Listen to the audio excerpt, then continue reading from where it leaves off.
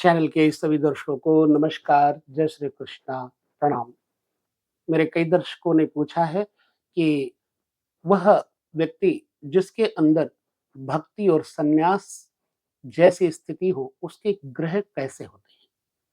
सत्य बताऊं, जन्म कुंडली में जब लग्न या लग्नेश पर देवगुरु बृहस्पति और शुक्र की दृष्टि पड़ेगी, तो जातक में भगवान के प्रति भक्ति एक दिन पहले तो नहीं, लेकिन एक दिन ऐसा आएगा कि उसको भगवान की भक्ति की तरफ बड़ी रुचि हो जाएगी और ऐसा जातक ईश्वरवादी होगा। और पंचम भाव जन्म कुंडली में क्या है? सिद्धियों का घर है पंचम भाव।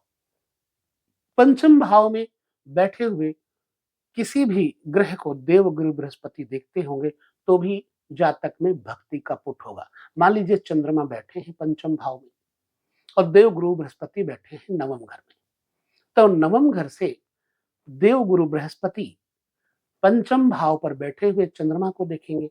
चंद्रमा जातक का स्वयं सेल्फ स्वभाव है, यानी उसका नेचर है। तो चंद्रमा सात्विक ग्रह है और बृहस्पति भी सात्विक ग्रह है। ऐसे में वह व्यक्ति, वह जातक बृहस्पति नवम बैठे होने के कारण पुरुष प्रधान देवता की उपासना से लाभ प्राप्त करेगा। यदि नवम घर में बैठे हुए देवगुरु बृहस्पति चंद्रमा को देखते होंगे या फिर पंचम भाव में बैठे हुए सूर्य को देवगुरु बृहस्पति बैठे देखते होंगे या फिर लग्नेश पंचम भाव में बैठा हो और देवगुरु बृहस्पति देखते होंगे, तो ऐसे व्यक्ति में संन्यास जैसे योग आने की पूरी संभावना है। बड़े सरल शब्दों में कह रहा हूं, पुनः समझो इसको। लग्न जातक का सेल्फ नेचर है, यानी जातक स्वयं है।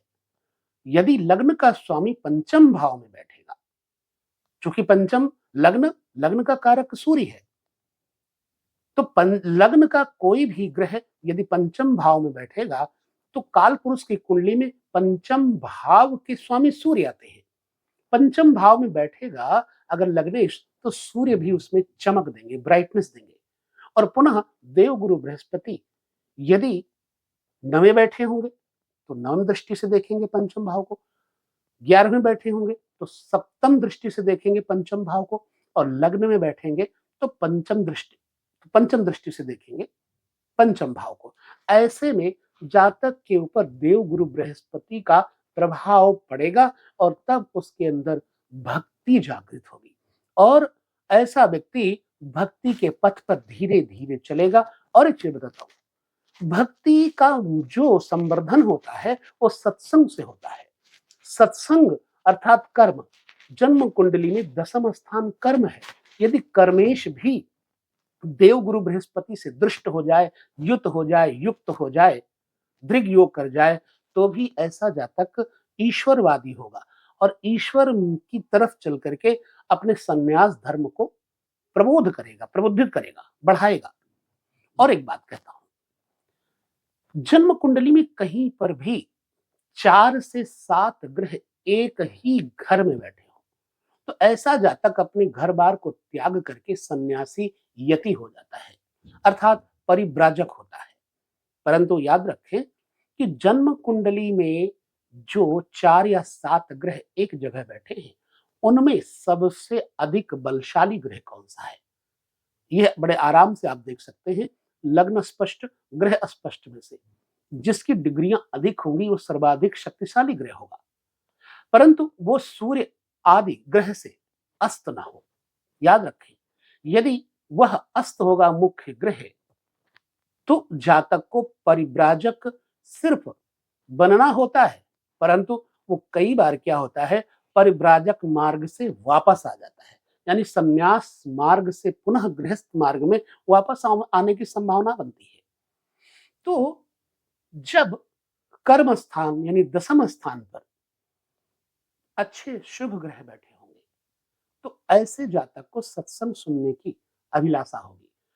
ऐसी अवस्था में जातक सुनेगा जब सत्संग, तो उसके अंदर भक्ति और पुष्ट होगी, क्योंकि सत्संग से ही भक्ति पुष्ट होती है, भजन पुष्ट होता है। भजन मार्ग में चलने के लिए सत्संग की बड़ी जरूरत होती है। तो ऐसी अवस्था में जातक को भगवान की भक्ति में जाने के लिए देव गुरु बृहस्पति कैसी अवस्था में आपको प्रेरित करते हैं, वो मैंने आपके साथ चर्चा की। बहुत छोटे से वीडियो में आपको यदि यह जानकारी उपयुक्त लगी हो तो हमें ज़रूर बताएँ। मेरे कई ऐसे दर्शक हैं जिन्होंने भक्ति भाव को लेकर के प्रश्न किया था कि जातक में भक्ति भाव कैसे प्रबल होता है, कौन से ग्रह से जाने? तो मैं यही कहूँगा कि देवगुरु बृहस्पति चंद्रमा पर दृष्टि डालें या सूर्य पर दृष्टि डालें या बुध पर दृष्टि डालें या लग्नेश पर दृष्टि डालें, तो जातक में भक्ति भाव होता है। अब आप सोचोगे कि ऐसा नहीं, क्योंकि कुछ ऐसे भी लोग बोलेंगे कि ऐसे जातक के जीवन में मैंने देखा है, बृहस्पति तो देख रहा है लेकिन वो कामी है, पापी है और उसका चरित्र अच्छा नहीं है, दुष्चरित्र है, व्यभिचारी है, तो ऐसा कैसे हम माने? सच बताऊं, शुरू में बड़े बड़े कामी अजामिल जैसे पापी भी काम केली को देख करके पापी बन गए और बाद में बड़े बड़े भोगी जैसे तुलसीदास जी रत्नावली के संसर्ग में आकर के उसी काम वेदना को शांत करते करते परम शांति की तरफ चले गए, अर्थात उनकी जो पत्नी है उनकी गुरु बन गई। तो काम नहीं होगा जिसमें, वो राम का भी नहीं हो सकता। मनुष्य के अंदर काम, वीर्य जो है नहीं तो काम कहां से होगा? अगर वीर्य प्रबल है तो उसी के अंदर वीरता आएगी और इस राह पर वही चल सकता है, भक्ति की राह पर, जिसके अंदर वीर्य है, बल है। तो वीर्य का होना बड़ा आवश्यक है।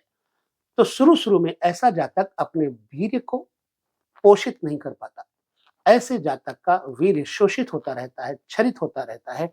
लेकिन किसी ऐसे मोड़ पर आकर, जैसे कि अ, हमारे तुलसीदास जी की पत्नी रत्नावली ने उनको संबोधित करके कहा कि जितनी प्रीति इस हाड़ मास के शरीर से आपको है, इस वीर्य का संरक्षण करके यदि इस वीर्य को आप ईश्वर की तरफ मोड़ दें तो वो ईश्वर मिल जाएगा आपको और इस हाड़ मास की काया को एक दिन जलना पड़ेगा।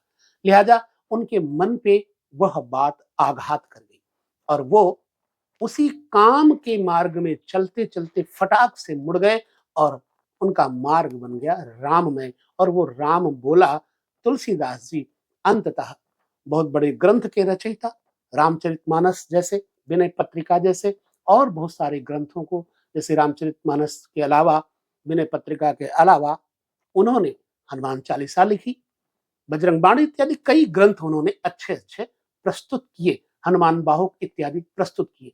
तो कहने का मतलब है कि काम से राम की तरफ ले जाने वाला सदगुरु यदि आपके अंदर वीर्य है तो किसी ना किसी प्रेमिका के रूप में, स्त्री के रूप में आपको संबोधित करके उस तरफ बढ़ा देगा।